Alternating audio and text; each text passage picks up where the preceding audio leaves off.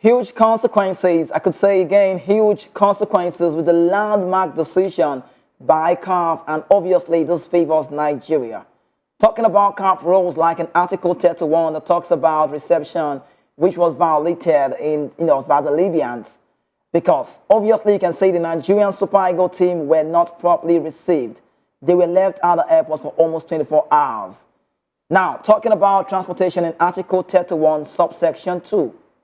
And when it talks also about other things in subsection 3, you would find out that these things has always been happening in the African regulations, and they were not imposed on any of the teams to enforce the laws and regulations. But from me, Kizike, and the crew here, we are sincerely happy that the disciplinary committee of CAF involved Article 82, which talks about sportsmanship being the utmost in your dealing with visiting teams.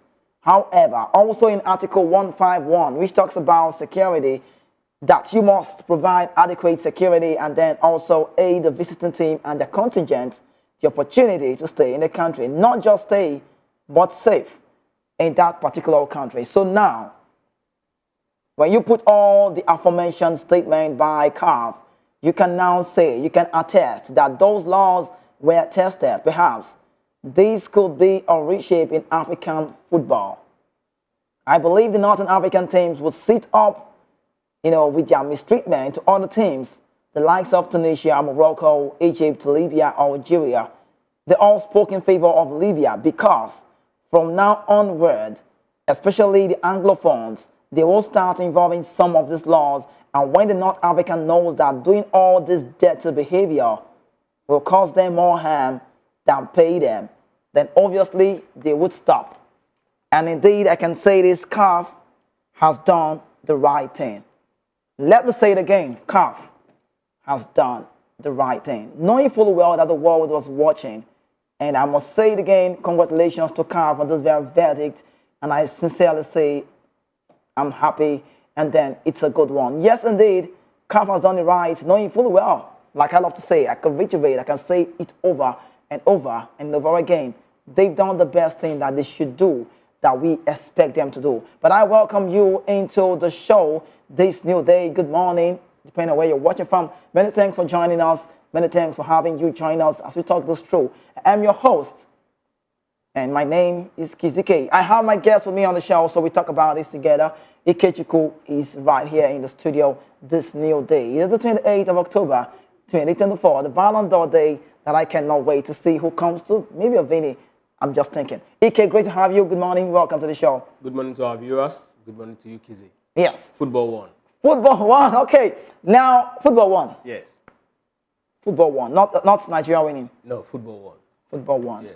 Football one. Football one. Anything that will advance the course of football, it's a welcome development. You think so? Yes, absolutely. And this is one of those situations. Right. Yes. Okay. So your thumbs up to CAF as well. Absolutely.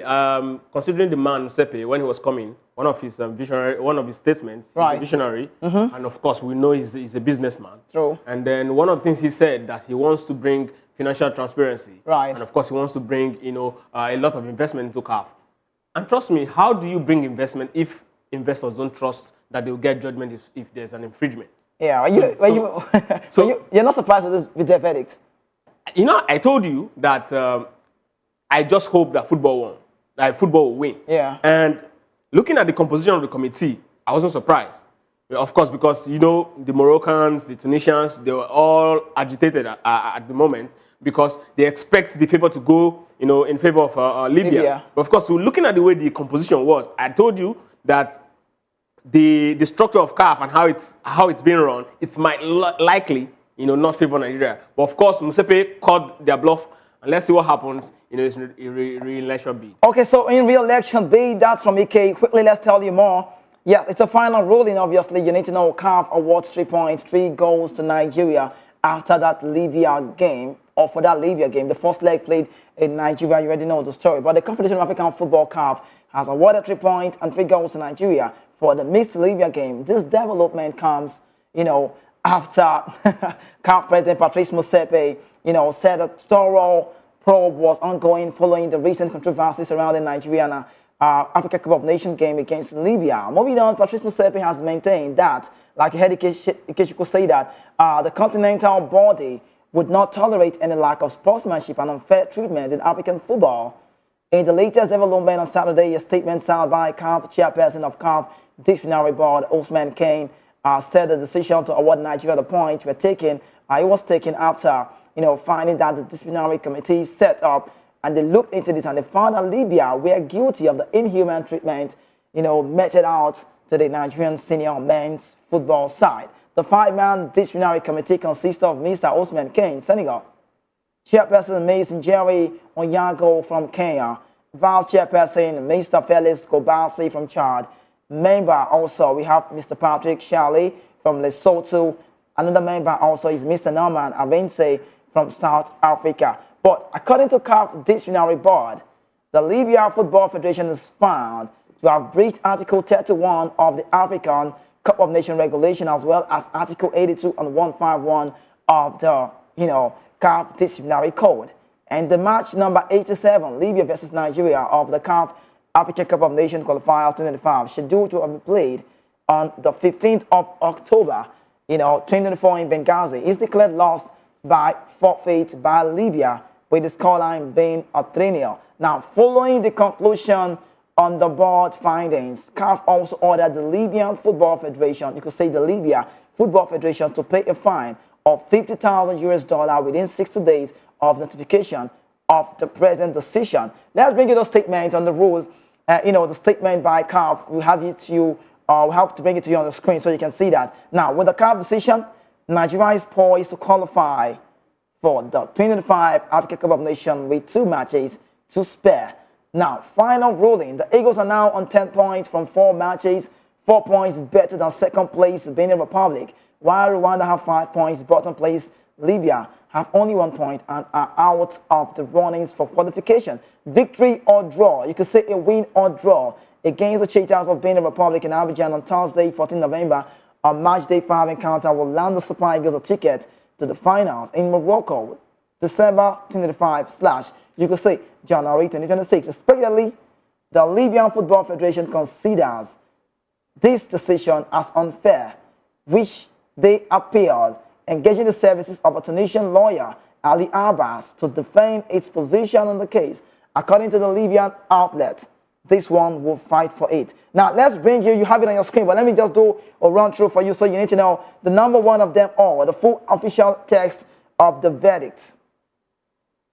The Libyan Football Federation is found to have breached Article 31 of the African Cup of Nations regulation, as well as Article 82 and 151 of the CAF disciplinary code. Number 2, the match number 87, Libya versus Nigeria of the CAF Africa Cup of Nations qualifiers 2025, scheduled to be played on 15 October 2024 in Benghazi, is declared lost by forfeit by Libya by a score of 3-0. Number 3, the Libya Football Federation is ordered to pay a fine of $50,000. And then number 4, the fine is to be paid within 60 days of notification of the present decision. Then, number 5, you could say the list. All other and further motions or prayers for relief are dismissed. And people ask question now, KZK, VOP, what's next for the Super Eagles? But I tell you, the 2013 AFCON winners, is our game is next. And we have November 14th, Nigeria have November 14th, where they face Cheetahs of Benin Republic in Abidjan. And then a win or a draw in the encounter would guarantee the Super Eagles a ticket to the AFCON final, which allows them to seal qualification with a game to spare. Don't forget, I have the big one coming up to tell you more about our very Nigerian people in Libya. There's a statement out there. But even if Nigeria falls short against Benin, some like to say Benin Republic, Nigeria will still have an opportunity to qualify with their match, final match, and just automatically, just a draw would go. While the CAF decision has significantly boosted Nigeria's chances, it has not yet mathematically ensured their place in the tournament. With 2 games left to play, Nigeria must secure at least a point, just a draw maybe, to confirm their spot. However, with their commanding position on the top of the group, Nigeria is expected to secure the required points soon and clinch an early qualification. And I'll tell you this, I have a case to do justice to this appeal. But the Libya people are saying no, no, no. That is a big story that I have to bring to you about the Libya, the nation, Nigerians in Libya, according to reports. What about their safety? How would they be treated? Would they be chased off? Had they already chased off? You don't want to go anywhere because we tell you more on the show because we have it so compacted right here on the Voice of the People TV. Yes, Ike, now let's really get to number one of this now. The first one I have for you here, you have to dissect this for me. Is the verdict strong enough? This set verdict now, is it strong enough to prevent? Is it strong enough to avoid the kind of unacceptable action, happening in other countries with this one that CAF has done now? I would say it's fair, but I don't think it's strong enough, considering they have the antecedents to behave in this manner. Countries like Morocco, Tunisia, even Egypt, in fact, those countries in that North Africa, they have this hostile attitude, towards their host. And then when you want to give a verdict like this, for me, because this is the very first time they are getting this sort of hammer, facing the world, and when we have an issue that is so big, Right. So I expect them, one of the things they should do is to actually ban them from this, tournament. Right. Yes, just ban them, give them a ban. Then so that the rest of them will reflect on it. Because Libya is, comparatively to the rest of them there, they are really not a football nation, So if you ban them, the bigger nations amongst them will like, okay, because if it's just $50,000, well, they might actually play, more technical the next time they want to do it, and then they find you guilty too. Do you understand? Yes, true. But if you ban them, they know, okay, stuff like this will lead to a ban. We might not participate in the next tournament. They'll be more careful. But then, of course, this is a very big step. Perhaps the next time it happens, maybe we'll be seeing something like that. Okay, so let's talk about Patrice Motsepe. We know he wants to run second time again. He's from Anglophone, We know the Anglophone and the Francophone story in Africa. We know how it works. But let's go on the part where this verdict now, does it favor him? Because we know the Arabians all the time, we talked about it on the show, how they threaten and saying, we're not going to give you that maximum support that we need to give to you. You're not going for this time around. Just forget about it. And then I felt like that's like a thorn in the flesh of Patrice Motsepe. But he has come up with this very, very one and now seeking a re-election. How does this work for Patrice Motsepe? Is this in his favor or just against him? Maybe? Now, we're going to be discussing deep political issues. All right. Right. Now, look at the composition of CAF, right? And, of course, look at, how it is. Let me explain. We have, more Francophone nations, I think about 29. Right. And, of course, it's against about 16 Anglophone countries. And, of course, we have the Arabian nations and, of course, like that. Now, when you look at the way Africa is, or the way the body CAF is, decisions is largely in the hands of the Francophones. Yeah. And then, of course, after you take out the Francophone nations, the most influential afterwards are the Arabian nations. Right. I'll tell you why. The reason being that many of the Francophone nations are also Arabic-speaking. Right. And also, those Arabian nations, a good chunk of them are also French-speaking. And I told you that the African Award actually started as, a French magazine award. True. And, of course, the CAF itself, is also more like, a French organization. Right, we know the balance as well. Of course. And then now, going for a re-election, will the Arabian nation be able to influence the Francophone nations to vote against Motsepe? That's a very big question we should be asking. Right. Do you understand? Right. Now, I'll tell you it is very possible, considering that, of course, many of them, I'll tell you, see, in the Arabic world, the way we see things, in fact, even in Christendom, the whites, the Europeans seem to be like the ones influencing the Africans. The Africans, right. Same thing in Africa, right? The Arabians seems to be ahead in terms of the Arabic thing to the Africans with the melanin. I know, right. Now it tells you that they will likely influence him.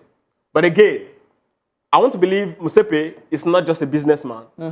He'll also have some, strong politicking on his sleeves. Right. But then the question is this: CAF itself, what is the interest of the French as a body in CAF? If their interest tilts towards the Arabians or tilts towards Motsepe going out, is definitely going out. So I think it's still very early to call at this point because the election is still very far. Yeah. But when it comes, when we see who is up against, then we'll be able to say, oh, because if they bring somebody from the Francophone nation, Musepe may likely not win. Okay, they already said they have one man. They already said they talked about the Egyptian. They talked about the Moroccan It's still very much a speculation. Yeah. Right? It's actually a speculation. They actually made this threat known because they felt that the committee that is going to hear their case will not favor them based on the composition. They have Lesotho, on the board they have Lesotho, South Africa, Senegal, and I think the only person close to the Arab world there, I think it's a Chaldean. Right, Chad man. So these are the things. They saw it and like, we don't think this thing is going to favor us. Yeah. So, but anyways, this is what we're going to do. They push their card. Okay. Let's see what happens. All right, so kudos, I can say again on the show, to CAF for this very verdict. They did so well. I mean, surprising verdict. Nice judgment. You went so well. But let me talk about this. Is this good for African football? Absolutely. Or Nigeria? Absolutely, it's good for African football. It's also good for Nigeria because, of course, when you get victory or when you get justice, there's this peace it brings. And of course, for African football, it's awesome because investors will now start believing, okay, the next AFCON, I'm coming there, I'm going to invest because if there's any infringement, I'm definitely going to get justice. Right. Because when there's no law, investors seems to be laid back in investing. Yeah. So at this point, they've seen that, okay, the whole world heard it, the whole world saw what happened. The biggest media firm in the world carry that story. Do you understand? So they were like, okay, let's see if these guys can actually uphold justice. Because, see, a lot of things has been happening in Africa over the years. And this is one of the reasons why people don't really want to invest. This will now give confidence, not just in the AFCON, but of course in the CAF Champions League. People are like, okay, I can invest there and get, a very good reward for my money. Okay, Libyans now. We've talked about African soil in Nigeria and the rest of that. Let's talk about Libya. We know they've tried to file an appeal, and then the CAF is saying it's not going to work. There's no way, you don't want to do this. It can't work. You can't fight CAF now because this is the body governing the game. But let's bring it back to one part. Let's be sincere. Is this fair to Libya? People expected, according to reports, some said they would have preferred just maybe a replay on a neutral ground. I recall some of the Nigerian players, I don't want to call the name, they're like, we still want a replay, we want to play. Before this incident, before this verdict, they said we don't mind having a replay, but on a neutral ground. But CAF said, no, we can't do this. This is against our law. And then no neutral ground play, 3 points to Nigeria, and then with the goals. Is this fair to Libya? Absolutely. CAF is not ready to, because anything you do now, you're setting precedent. If you do, I mean, any other nation will like, okay, if I do it, the worst will get the replay, I might still win. That's the point. You understand? So when you should be careful about, because when you pass judgment, it becomes a law. Right? So this is a new law. If you do this, this is what is most likely going to happen, or you get a stiffer punishment. I don't think there's any reason to go for a replay, because there's a window, there's a calendar. Right. They've already, with what's happened, they've disrupted the calendar. So if you ask them for a replay, you're trying to make the competition more difficult for and of course, we need to move on. Yes. Okay, so this incident is a very big one. People might not understand how critical it is. Let's take it back to Ivory Coast. Some months back, the AFCON that was meant to be played for last year, but played this year at hours of the year. Ivory Coast hostile. They were so hostile to other teams. Some teams struggled to have access to the stadium. We saw what happened. Yeah. The first game, we saw when the vandalizing and the rest of that. And then Nigerians also in the final. This is just like an untold story, but it's just coming out gradually. Nigerians were frustrated. The Super Eagles were frustrated for, like 4 hours. Like, I think 4 hours late to the final. 4 hours late to the final. Now, frustrated by the host nation, the Ivorians. We know about them being hostile. And then they did everything humanly possible to intimidate Nigerians, even the fans. Even we talked about attack in stadium. Now, we've seen teams traveled away from home, and got attacked. Yes. Some lives also lost. True. This is not like the first time. But why have CAF not come up? See, the Ivorian saga that happened in Ivory Coast, we saw a lot of things that happened. Visiting team, and I gave an instance that the Libya people failed as a host nation because one of the laws says, one of the articles says, or states rather, that you need to take care of the visiting team whenever they come. And Nigeria will not receive properly. Now, the Ivorians did something close, not like this. Don't get me wrong. Yeah, You know what I I'm understand saying? what you're saying. Now, why was there no actions, no sanctions by CAF on the Ivorians at that time, being hostile to visit teams in their country? We are going back to the same thing, right? It's precedent. Something will have to happen to trigger a revolution. Really? This is a revolution. Okay. This is a revolution. Now, you see, in the coming days, we'll have more disciplinary action meted on teams. Something is going to trigger it. Right. You know, I mean, we've seen so many things happening. You know, let me give an example. It took a man who burnt himself live on TV for the Arab Spring Revolution to start.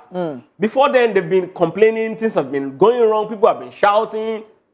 But here, something has to happen. And this is exactly what needs to happen for us, for the whole world, and for CAF to start listening. Okay, this one did this. Okay, CAF, trust me, in next coming days or years, in this Musape's regime, we're going to have a lot of, CAF disciplinary committee sitting and passing out verdicts. Okay, so quickly, let's talk about one accusation is out.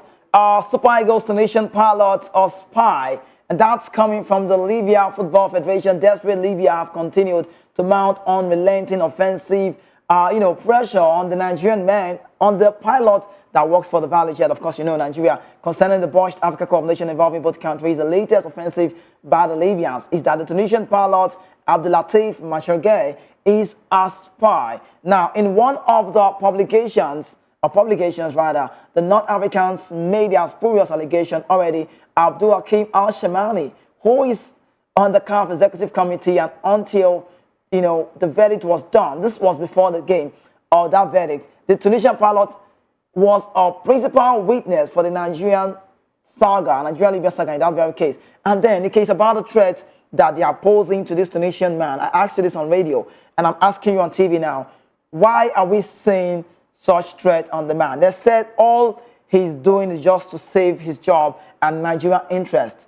And then, knowing fully well, you and I know, he's from the Francophones. He's a Tunisian. He's also an Arab. He's also an Arab. But the thing is this, right? An Arabian, yeah. The thing is this. You see, it's not enough. Why is he getting threats? Well, of course, that's one thing you get when you lose a case. Why did they threaten person? Why did they threaten people? That's one thing. Why did we see threats in the game? Why? See, when something happens repeatedly without, sanctions, without a punishment, it grows and grows. They've been doing this for a long time. Right. And nobody is calling their bluff. Yeah. Now they did it, they've been punished. So they have to, just like snake with them cutting head. Anything when puts body, that thing don't go. You understand? Right. So they just need somewhere to vent. I understand that part. But you see, for the man, right, it's not even enough for him to stand as a witness. Because whatever it is you say, if it does not correspond with the evidence of whoever it is you're backing, it's nothing. So the Tunisian man saying this XYZ happened, they have to cross-check it if it's in tandem with the document Nigerians Federation submitted. Right. If it's not, it's obviously a lie then. Okay, so let's talk about safety. If you follow my radio show very well, I like to use the word that says I beg for safety. And then safety is the measure for me. I love to say, if you be like, say, girl, I did a bit past me, I'll carry my bag from my head, they run. Nobody want me to go. Can't they hold me from my bed? You know if you catch me, I get speed. Normally, Libya angry response. Nigeria face arrest and deportation after CAF verdict. According to reports, we've learned that the Libya people are threatening Nigerians in Libya. And then also that report, some sources say some firm or some companies in Libya are also saying you don't have to do anything to Nigerians, it's not on them. And some are also saying they should, this fine, this $50,000 when I say we go pay. Say they not go agree, we not go agree, now they cause this one. Say make Nigerians, say they Libya, pay that money. So tax them. Some sources say 500, I think I saw $500,000. I mean, just like that. This is so bad. It's still a report. I could call it a speculation. Of course. But then I know what they can do. They can go as this far. We know. Absolutely. And but what's the safety for Nigerians in Libya? Well, I don't know. But the thing is this, right? There are so many speculations. Say we follow Libya there. True. That's what I'm coming to. There are so many speculations about human rights violation in Libya. So many. In fact, including slave port and selling of and human trafficking and all of that. So many. Of course, we also know stories of it being an entry route to Europe. Right. So many things happen there, and that's why if they say stuff like that, you know that they actually perhaps are capable of doing it. Then for the Nigerian citizens that are in Libya, I think the federal government has to just step in and federal government of Nigeria. Yes, for their safety. Step in and do what? For the safety of your citizens. Talk about them. Yes. Help them. No, you can reach out. Would they be? So Libya. Is there deportation? No, Libya also have 2 presidents. Yes, that's another one. Makes it more difficult. I think we just have to pray for them. That's what we do. Well, we like to pray. Nigerians pray a lot, but then in case it could be at the detriment of these people, right? See, I don't really like talking about there's like that a lot, but I'm just saying they get mind. True. There's a clip I saw online at some point. Nigerians in Libya, they're actually in prison. They were crying that some of them have been here for a very long time. Right. Nobody knows where their whereabouts and all of that. Saying so many things, saying so many inhumane things that that they've been exposed to. But then, this is why I always say it. And for a country that is largely divided, it's difficult to actually know who to talk to. Yeah. Right. But then again, I think it still boils down to, the only hope we have is the federal government coming in. We can't do it. What do you expect the federal government to do? I know, don't get me wrong. No, you can reach out to the authority in Libya. To the authority? Yes. To a certain authority? Yes. But that's the word, because it's 2 governments. No, it actually depends on where this incident is happening. So you reach out to the authority there. But do you think they are safe? Do you think they are safe? I mean, what would be going through a Nigerian in Libya during this saga? At the end of the day, this came out at the detriment of the nation, Libya, where he resides. I don't want to believe Nigerians living in Libya don't know, the nature of Libyans. Of course they know, why not? What they're capable of doing. So it's definitely a pass. We've seen wars in South Africa, xenophobia. Right. So, yes, I think it's one of those things. Give it few days, give it perhaps a month. After this whole thing, they'll come back living together as Africans. Okay, so quickly let's move to the man that he's saying, I cannot sleep either. Ademola Lookman was named man of the match for Atalanta as the swept past Verona, Hellas Verona, 6-1 in the Serie A prior to the prestigious, CAF award ceremony. And then the Ballon d'Or is closed. Today, we'll talk about it. But the Super Eagles star, or you could call him a forward, who recently celebrated his 27th birthday, scored a brace and provided 2 assists in the steam demolition of Verona. Ademola has thus far scored 4 goals in the Serie A this season. This man, he is the only African player nominated in this year's Ballon d'Or. Earlier in the week, he made a 10-man shortlist for the CAF Player of the Year Award 2024. He's an overwhelming favorite just to win that very one. And let me tell you, when I got to the studio today, I had a chit-chat with my producer behind the scene, and he said to me, that boy too much. Guess what he was doing? Ikechi Kuda as a man. He was seeing that clip. And he was seeing that clip and he's like, what more can be done? I said, this guy is good. This guy said, oh yeah, this guy should win it. I asked again, is there any reason why King Ademola Lookman, I call him a king ahead of time, advanced king, would there be any reason? What could make Lookman not win this award? 16th December from Marrakesh, Morocco. I'll say it again. The same thing that made Adebayo win it in 2008.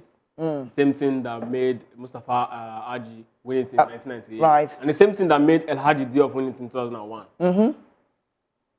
So that's the only reason he might not win it. But outside that, he's the overwhelming favorite. So this is very scary. When people hear you sound like this. No, I'll tell you. Let me start from 2001, right? So wait. Let me get this straight before you explain it. You mean that he's the favorite, right? Yes, absolutely. But we should not expect too much. That's what it sounds like. So, but the question is there any possibility that will make Uncle Ademola Lookman not to win it? I'm not saying you should not expect too much. I'm saying expect a shocker.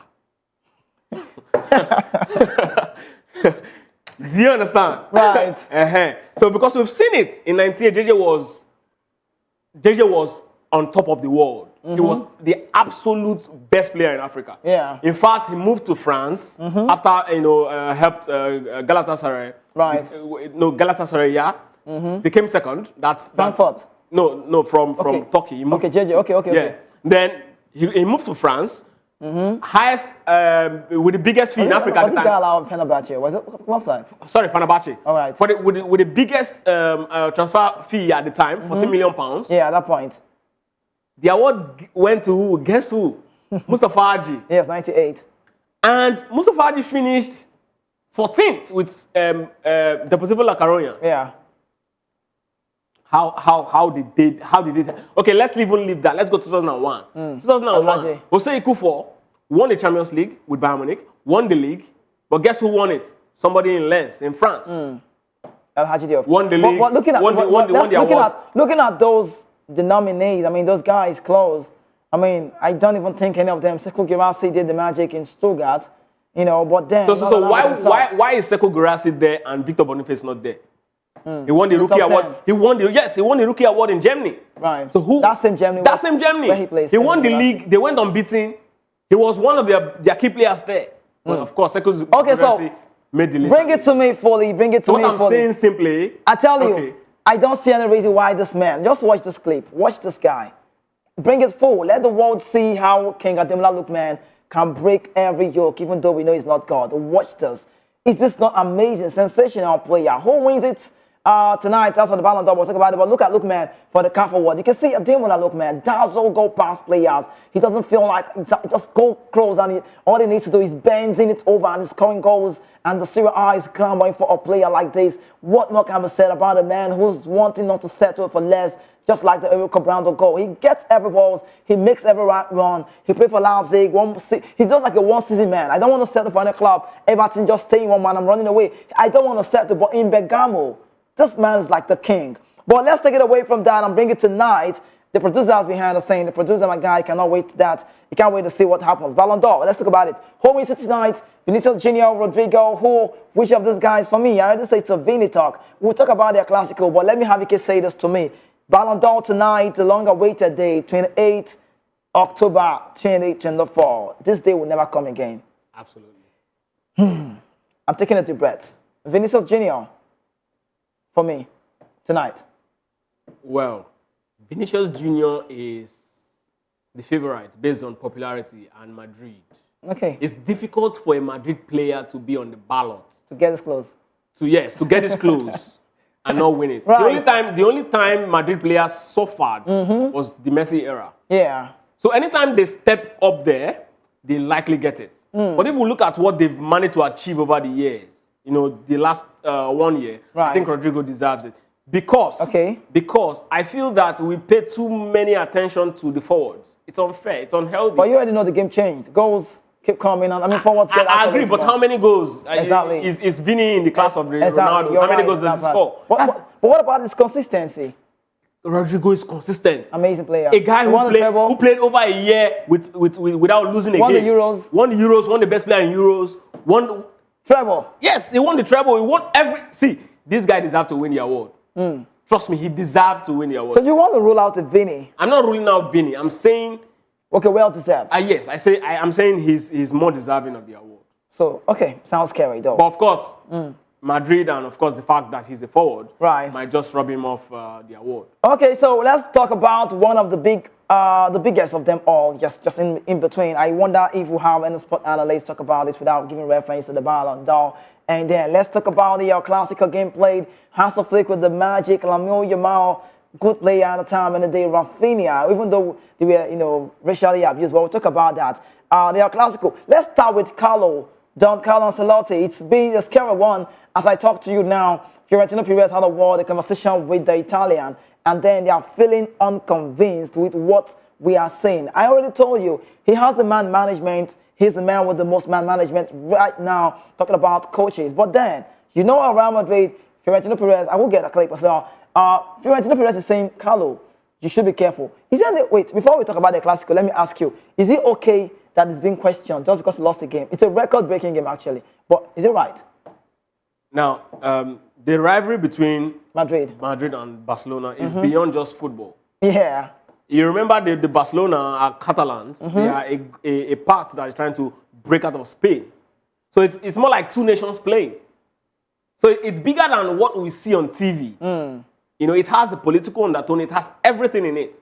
So yes, it is right for him to be questioned. because they always want that bragging right all the time. It is a norm. That's derby. That's why it's the biggest derby, the biggest club derby in the world. Okay, you can tell me about the funny or loss. Sincerely, did you see it coming? Nobody Those guys stole the show. Rafinha, I mean, I think that's the best goal for me. Lewandowski should have taken the ball home. Got a brace. I thought he should have scored more. Then, when the game started, I talk about these young players for Barcelona. I don't know how much Hans Flick have been able to impact them. The second half, there's a Frankie coming into blocking the game. Femi Lopez got off. He wasn't on his A game. And later on, we saw a substitution. Downey Olmo came in, and the game was locked. See, I can't find Bellingham. I don't want to see Modric. They want to Vinicius can't invest. Mbappe not play. Wait till they have. Mbappe, the only chance where you get if you go score on the outside.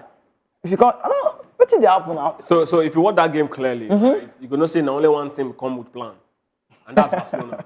I'll tell you for real. Right. I mean, Real Madrid came on the back foot of recovering from a 2-0 down to win 5-2. They are the La Liga champion. They are the king of Europe at the moment. And of course, they were going in full of confidence, and they are at home at the Bernabeu. Right. Now it reminds me of the Battle of Agincourt, where England were, squared up against France under the ruler, the then King Henry V. When they, incidentally that battle actually happened in October, but of course it was on the 25th of October in 1415. When they went, England had 6,000 men against about 13,000 French forces. Right.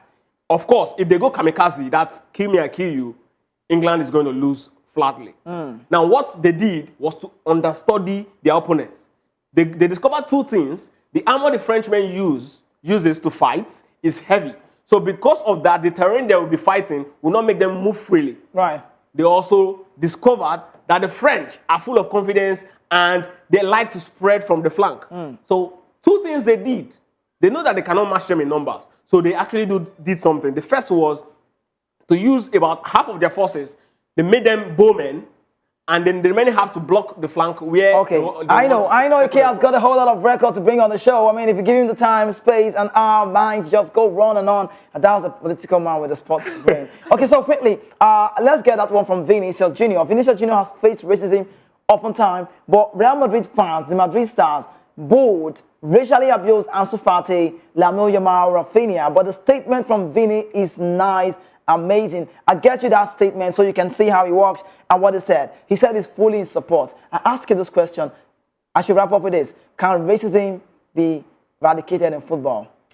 It's very hard to say because, see, we are looking at football as just a component. The question should be, can racism stop in the world? Oh, in the world. Because, I mean, these guys are normal people. They just come to the field and play, right? So these guys go back to their normal life. So how do we stop it from there? Because that's where the root is. You cannot cut the tree from the top and let's get it full. Can it be full? Not to grow again. Do you understand? You have to go. It has to do with reorientation, right? Reorientate the kids from school. So this is how you stop it. Okay, that was a statement from Vini. You can see that he's saying it's a regrettable offense. He called them criminals. He said this guy should be fished out and there's no room for racism. We keep taking a knee. Okay, we need to go. Our time is up. But let me ask you this in one sentence. Man City on top of the law now. Are they coming down soon? Soon? That would be a very big, difficult thing to say. All right. They're not coming down soon. No. Thank you so much, EK, for being part of the show. We can do this again, hopefully tomorrow. Say, man, thank you so much. Great to have you on the show. Yes, it's time for us to go pack our bags and then run and watch seats. This is Ballon d'Or talk, and then see how it goes. Tonight, come today, please get glued to your TV screen. Don't miss out on the Ballon d'Or. Who gets this one? For me, I already said Vini, but EK is saying it would not be a Vini night. It would be a Rodrigo night. Thank you so much for doing this with us. We'll bring it to you again tomorrow, Tuesday, hopefully, God willing. It will be the Sports Republic show coming up 11 a.m. Nigerian time. Get glued to your screen and don't miss out. But I also will say this, the guys for the evening will take you through everything football when they return. Thank you so much for being part of the show, and also our guys behind the scene keeping it cool. I appreciate you all. Thank you so much. And it's on me to go. Don't forget, I remain your host. And you know, my name is Kizzy K. I am the only football player without a jersey. Tomorrow will be Tuesday. I'll see you.